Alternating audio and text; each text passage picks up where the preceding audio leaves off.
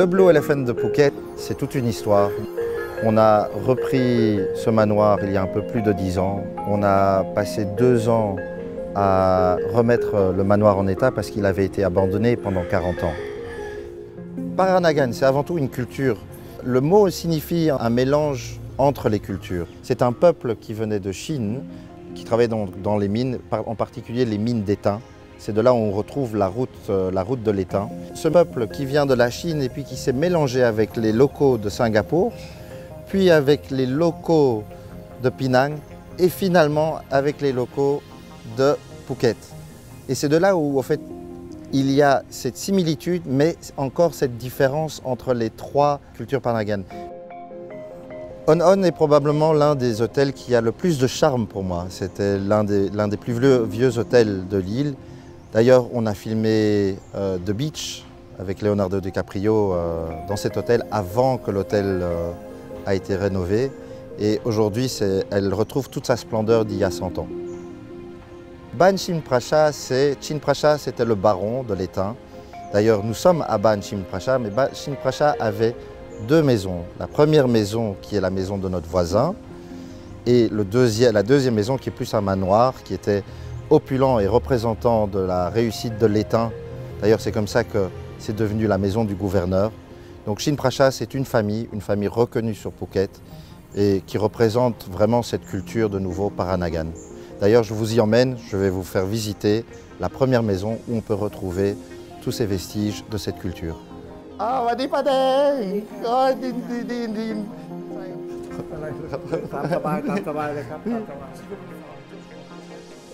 Et puis c'est très sympa parce qu'on voit vraiment comment elle est habillée. Yahai padeng pai kon. Donc ici on voit un petit peu comment c'était mis, comment la disposition. En fait, tout est maintenu tel que c'était il y a plus de 100 ans. Donc c'est la première maison, la Ban Chim Pracha. Ce que j'adore, ça c'est très serein, il y a toujours cet espace d'eau, c'est très important. Donc comme je disais, dans l'esprit zen. Donc ici on va arriver dans les chambres. Donc ça c'est les lits tels qu'ils étaient. Et on reconnaît, et ça c'est vraiment le style de lit chinois. On peut voir comment les chambres étaient habillées. Ce que j'adore, c'est ce charme et les carrelages, tel que c'est maintenu encore. On trouve toute la famille, la lignée familiale. Donc ici, c'est maintenant la salle où on vénère la famille et on retrouve toute la lignée familiale aussi. Déjà, donc le premier doyen de la culture chinoise qui, par après, s'est mélangé avec la culture thaï. Alors je vais vous emmener dans les cuisines. Les cuisines, c'est très important. Les cuisines, elles ont été vraiment maintenues telles qu'il y avait 100 ans. Taiwan Museum, c'est très joli en fait. C'était une ancienne école qui a été transformée en musée où on peut redécouvrir tout sur la migration de ce peuple qui est le peuple Paranagan à Phuket. Nous voici dans une des rues les plus charmantes de l'île qui s'appelle Soi Romani. Probablement l'une des ruelles les plus charmantes de l'île et aussi les plus anciennes. On peut le redécouvrir dans son architecture, mais aussi à travers ses artisans. On va trouver des glaciers, des personnes qui font leur propre café. C'est un café ici que j'aime beaucoup, qui est un dog café, où les gens qui ont l'amour des chiens viennent s'occuper des chiens, les nourrir et prendre un café avec les chiens.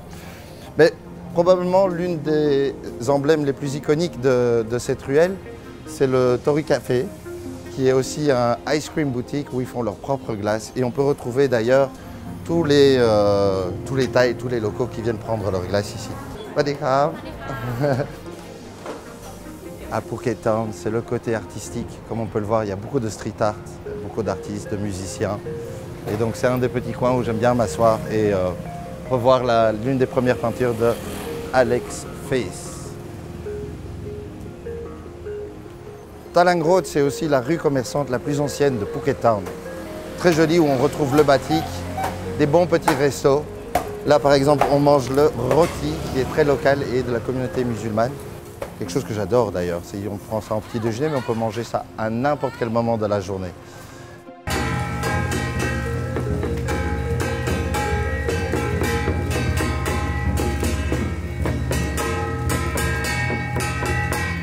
Choi Toi est l'un des premiers temples, mais aussi les plus opulents de cette culture Paranagan chinoise.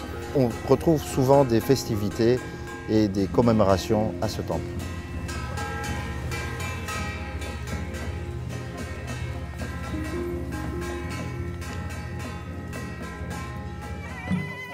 À ne pas rater, c'est la Walking Street le dimanche à Phuket. Le marché en lui-même est un incontournable parce que Phuket Town, c'est l'âme de l'île. Et on retrouve tout le peuple, on retrouve les artistes, les saveurs. C'est vraiment un marché à ne pas rater. Nous arrivons à la fin de notre voyage sur Phuket Town. J'espère que je vous aurai le plaisir de vous accueillir à Phuket, dans cette magnifique île. À très bientôt. Khop khun krap. Sawadee krap.